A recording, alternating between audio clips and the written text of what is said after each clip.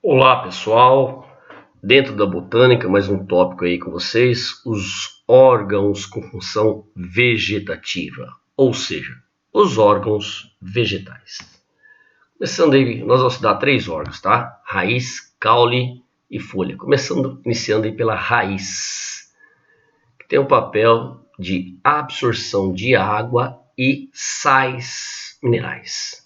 Começando pela absorção. A região da raiz encarregada por essa função é a zona pilífera. Então, quanto à morfologia da raiz, nós temos aqui a zona de ramificação, onde partem as raízes secundárias, a zona pilosa ou pilífera, dotada de pelos absorventes, onde vai ocorrer o quê? Absorção principalmente de água e sais minerais, tá? Aí você tem a zona lisa, também chamada zona de distensão, certo? Ou crescimento longitudinal. Na pontinha da raiz você tem o ponto vegetativo, que é a zona meristemática, que são células com grande capacidade de divisão celular. Vocês estudaram nos módulos anteriores. Protegendo a zona meristemática, você tem aqui a coifa, tá? Coifa. Ampliando essa imagem aqui da zona pilosa, geralmente os pelos são estruturas, expansões epidérmicas, tá? De uma única célula. Tem pelos que podem ser pluricelulares? Pode, mas aqui geralmente é unicelular, tá ok? Ele vai aumentar a superfície de contato com o solo, consequentemente aumenta a superfície de absorção. Fazendo uma analogia, seria análogo às nossas vilosidades intestinais, tá ok? Então a epiderme, aqui é a célula epidérmica, uma expansão dela aqui vai formar o pelo, tá? Com o núcleo aqui, beleza? São células geralmente o quê? Unicelular, expansão do pelo. A água vai entrar na raiz sempre por osmose, tá? E qual as condições de concentração para isso? O solo tem que estar hipotônico, certo? E as células da raiz dos pelos absorventes têm que estar hipertônicas, mais concentrada.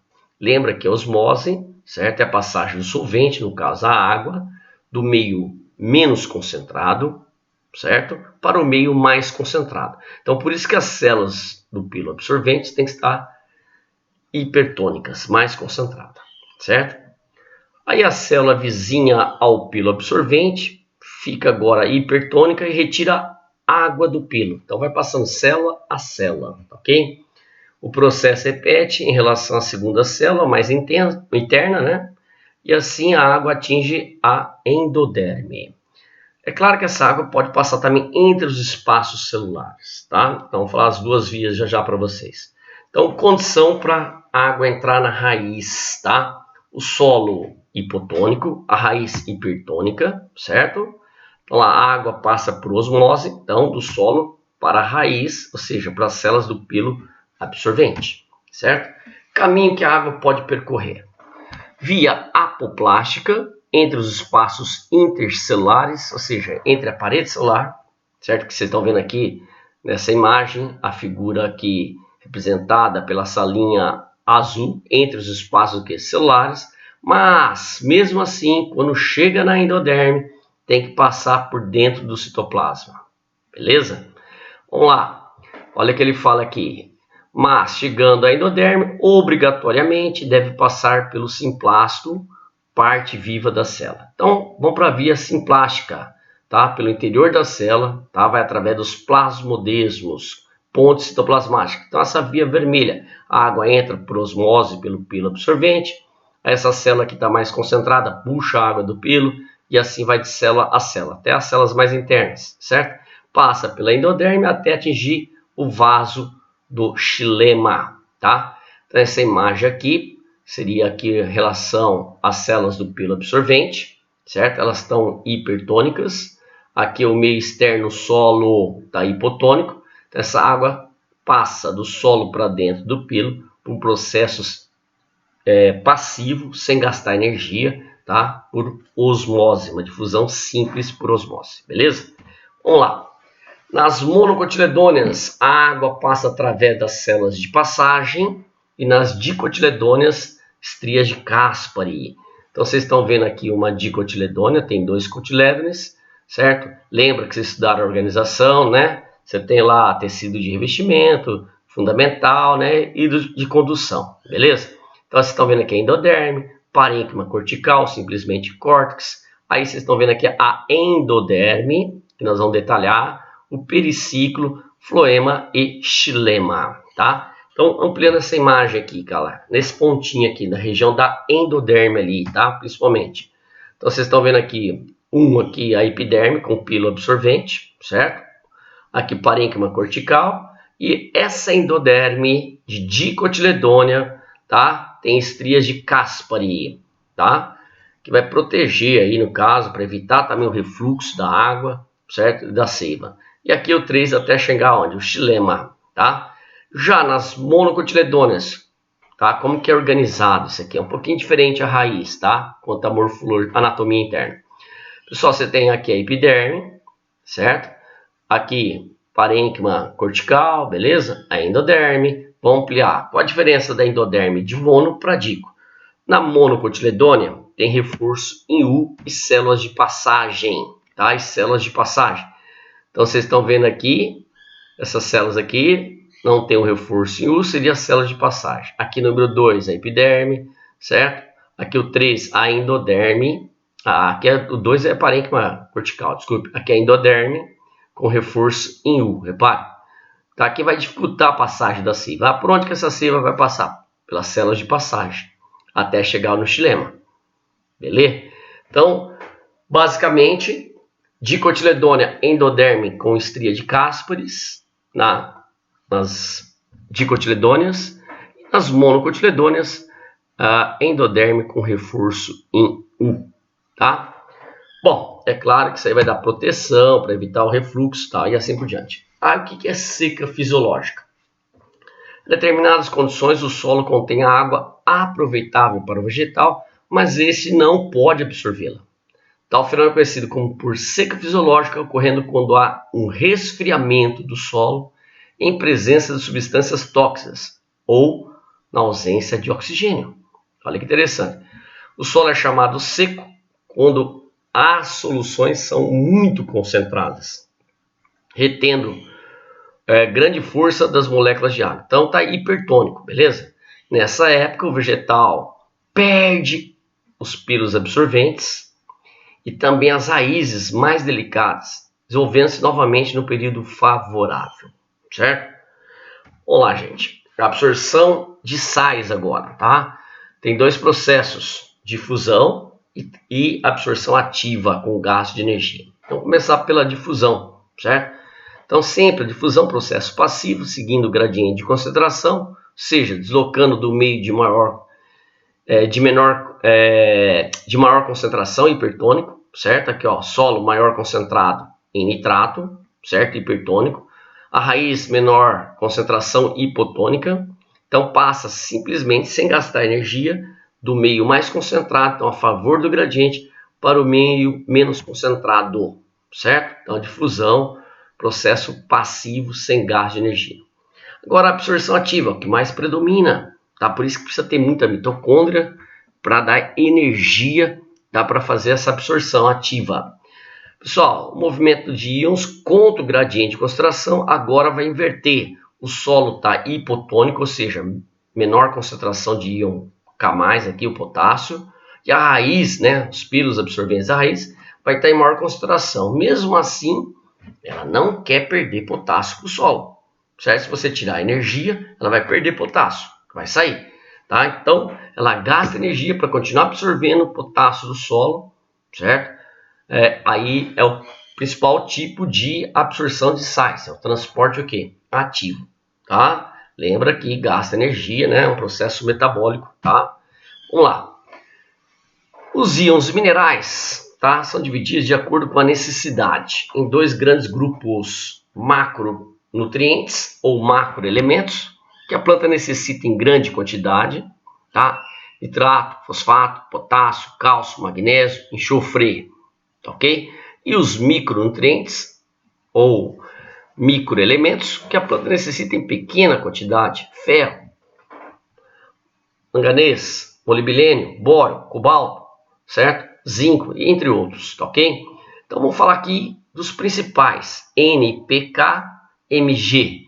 NPK, Comaná, adubando dá. Então, para que a planta precisa de nitrogênio, certo? Ela vai usar esse elemento químico para síntese de aminoácidos, lembra? Grupo amina, NH2, tá? Para síntese de nucleotídeos, fosfato, pentose e base nitrogenados. Olha a importância desse elemento químico, certo? Que vão ser constituintes, então os aminoácidos vão formar as proteínas e os nucleotídeos vão formar os ácidos nucleicos, DNA e RNA, beleza? Vamos lá, o déficit de nitrogênio, as plantas ficam raquíticas, amareladas, as folhas e os frutos pequenos e de cor clara. Agora vamos falar do fósforo. Só, ele é usado na síntese também de ácidos nucleicos, DNA e RNA, lembra? Nucleotídeo, fósforo, pentose, base nitrogenadas. Na síntese de ATP, adenosina trifosfato. A deficiência de fósforo, tá? Vai limitar o crescimento da planta. As folhas ficam de cor azulada ou roxa e as folhas com verde escuro e o surgimento de regiões com manchas queimadas assim na folha, certo? Potássio, regulação osmótica das células. Então lembra, precisa entrar potássio, K+, transporte ativo, aumenta a concentração, entra água. Então olha que interessante, então manter o equilíbrio osmótico da planta com o solo ou com outras estruturas, como por exemplo o estômago, abertura e fechamento do estômago, tá? Só então o potássio é um ativador enzimático aqui, certo? Dá resistência contra infecções na planta também. Certo? A deficiência de potássio, clorose das nervuras das folhas, planta pouco resistente a infecções e folhas com pontas e margens queimadas. Magnésio, para que serve? Tá? Ele vai formar clorofila, ele é o grupo M da clorofila, certo? Então, ativador de enzimas, tá? Deficiência, as folhas vão ficar o quê? Amareladas, tá? Lembra que é a clorofila que vai dar a cor verde, ok? Hidroponia. E como funciona? Simplificando, a hidroponia é a prática de cultivar plantas apenas em água, nutrientes minerais, certo? E então você não vai usar essa planta no solo, tá? Então vocês estão vendo aqui uma hidroponia vertical e aqui horizontal, certo? Só, vamos lá, figura 1. A figura representa uma planta de feijão com estruturas radiculares indicadas pelos algarismos 1 ao 4. Identifique relacionando com suas principais funções. Então, vamos lá, gente. A coifa vai proteger os meristemas ali, certo? O ponto vegetativo, né? A gema apical. 2, zona lisa ou de distensão, certo? Aqui nessa imagem, tá? Crescimento em comprimento, ou seja, longitudinal, tá? É claro que as células meristemáticas sofrem mitose e vão distender ali, certo? 3, zona pilosa, ou zona de absorção, tá? Vai aumentar a superfície de absorção. 4, zona de ramificação, aumenta a fixação e a absorção de nutrientes no solo, tá? Que é o principal papel da raiz, tá? Então, vamos lá, gente. Aí vocês estão vendo já a parte interna, anatomia. A estrutura primária da raiz representa o esquema. Ele pede para você identificar de 1 a 6, tá? Na ordem. Então, número 1, certo? Epiderme com pelos absorventes. Número 2, parênquima cortical ou córtex. 3, endoderme, depende se é mono ou dico. Lembra? Dicotiledônia, estria de Caspary. Monocotiledônia, reforço em U.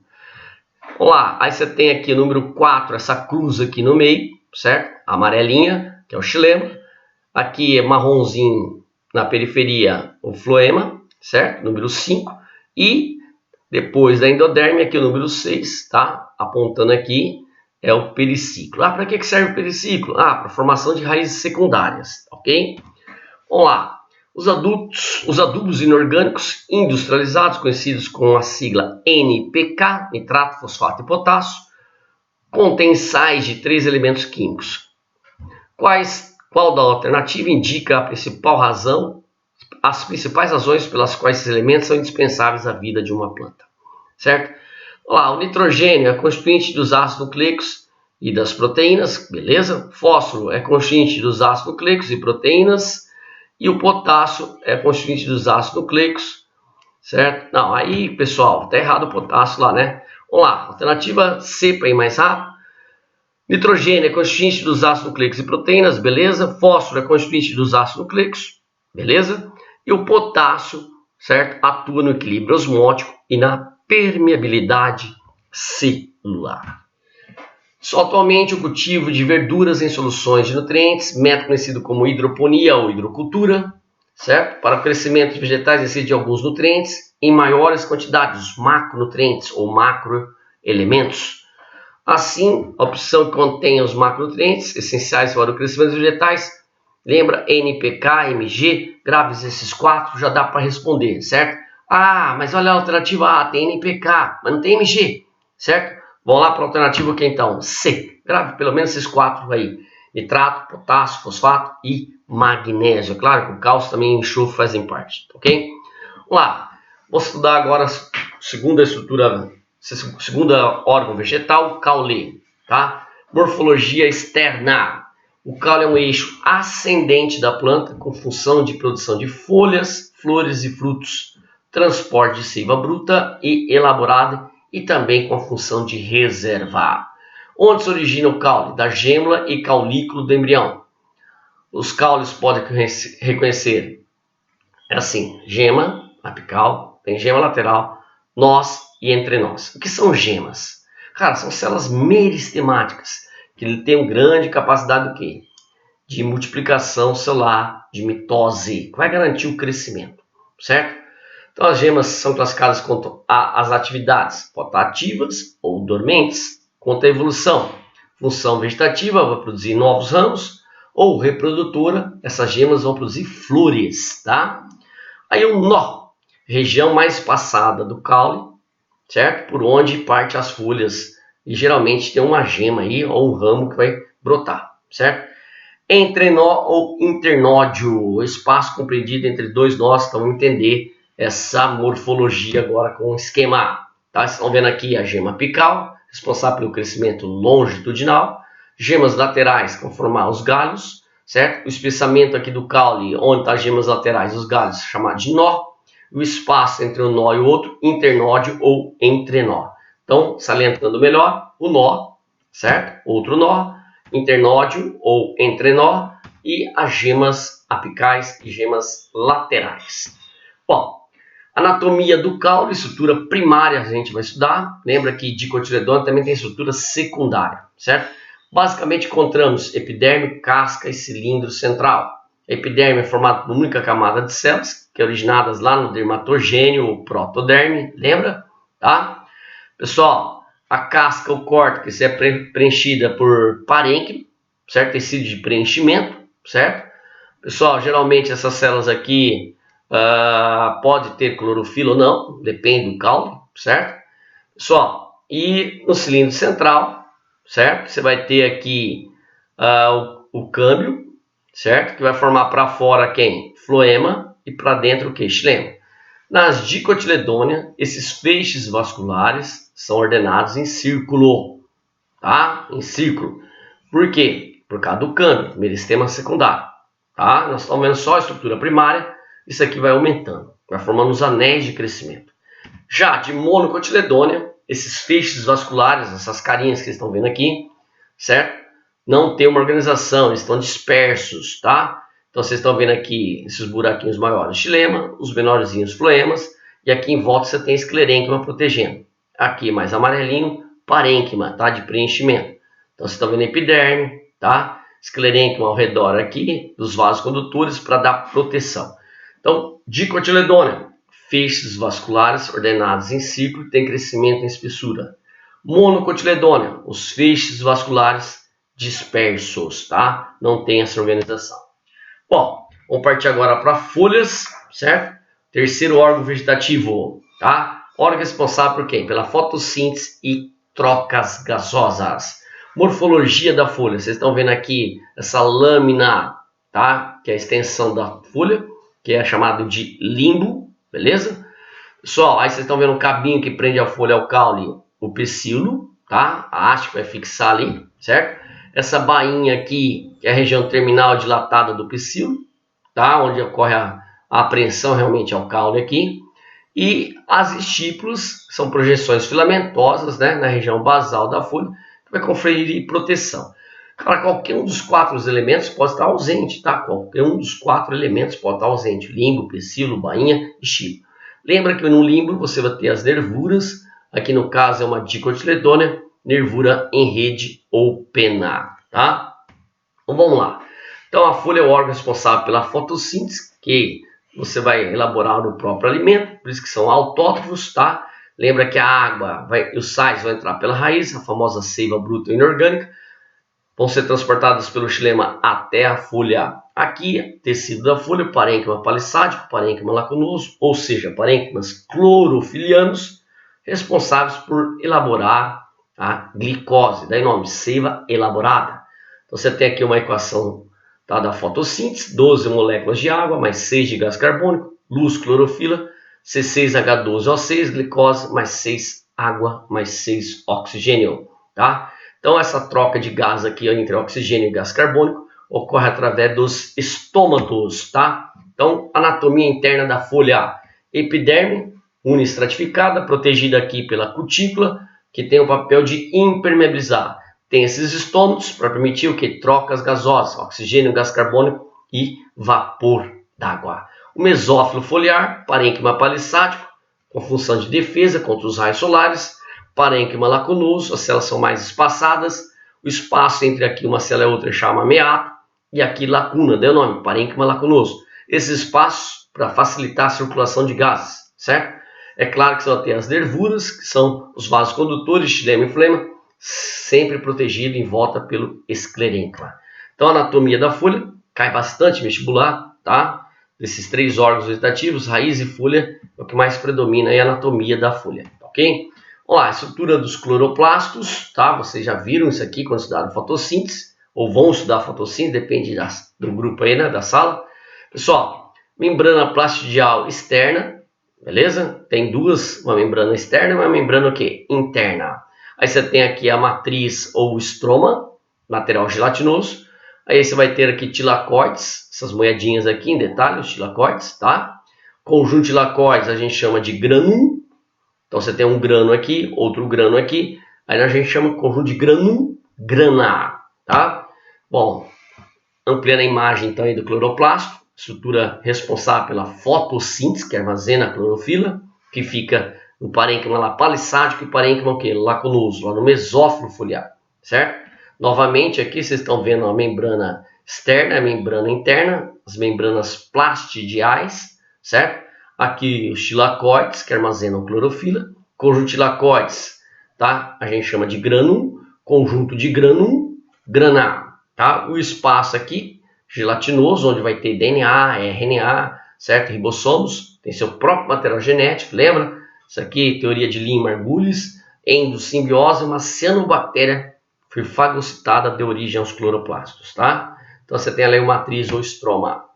Então os estômatos são responsáveis pelas trocas gasosas, tá? Ele é composto por 2 células guardas ou estomáticas, é a única célula da epiderme que tem clorofila. Aqui vocês estão vendo um buraquinho, a fenda estomática ou ostilo, células anexas ou adjacentes e as demais células epidérmicas, tá? Permite o quê? Trocas gasosas. Durante o dia vai entrar gás carbônico, vai sair oxigênio, certo? E também vai sair vapor d'água, tá? Então, para elucidar melhor isso aqui, a ocupação de plantas na terra foi possível graças ao surgimento de algumas características que as diferem das plantas aquáticas. Dentre as características, uma especialmente permitiu algumas plantas terrestres pudessem alcançar alturas de mais de 10 metros, tá? A figura ilustra um corte histológico de uma folha. Nessa figura há 5 estruturas taladas, cada uma identificada por um algarismo romano. Uma das estruturas envolvidas no transporte de nutrientes permitiu o crescimento das plantas terrestres a grandes alturas, certo? Quem foi esse, cara? Tecidos vasculares, floema e quem? Xilema. Então ele pede para você identificar, certo? Qual é o número e já falei os tecidos, né? Xilema e quem? Floema. Então olhando aqui, certo? Uma aqui é a cutícula, certo? 2 a epiderme. Aqui 3 parênquima palissádico, certo? 4 as nervuras, aqui sim, certo? Tecidos vasculares, xilema e floema, tá? Dando um gabarito então para vocês. A alternativa é o quê? D. E lá o 5 é o estômago para permitir trocas gasosas. Só que ele não está apontando, mas aqui seria o parênquima o quê? Lacunoso. E aqui o parênquima palissático. Epiderme inferior. Beleza? Vamos lá. Está mostrando o desenho do cloroplasto, certo? Ele vai pedir para você assinalar as alternativas corretas. Então, eu já nem vou ler o enunciado, vou começar a ler já para as afirmações. Primeira afirmação: as unidades formadoras do grana são os tilacoides, onde são encontrados os pigmentos encarregados da absorção de luz, a clorofila. Beleza?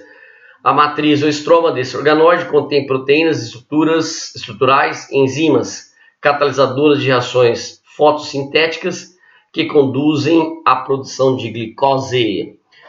3. A reação que pode expressar o fenômeno que ocorre no cloroplasto é C6H12O6 mais 6O2.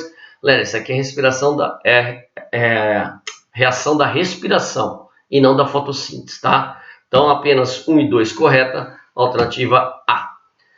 Novamente, vocês estão vendo a estrutura do estômago, ele pergunta lá, identifica as trocas que ocorrem durante o dia e durante a noite, apontadas em 1 e 2, tá? Então, durante o dia vai entrar gás carbônico, número 1 aqui, e vai sair oxigênio. À noite, ao contrário, certo, pessoal? Pera aí, ele tem o número 3 também aqui, né? Vai sair vapor d'água, certo? Esse vapor d'água vai sair, pode ser se estiver aberto durante o dia ou à noite, certo? Número 4 aqui, está entrando à noite oxigênio e está saindo quem? O gás carbônico, certo? Explique como esses gases se movimentam através do estilo, certo? Sempre por difusão simples, seguindo o gradiente de concentração.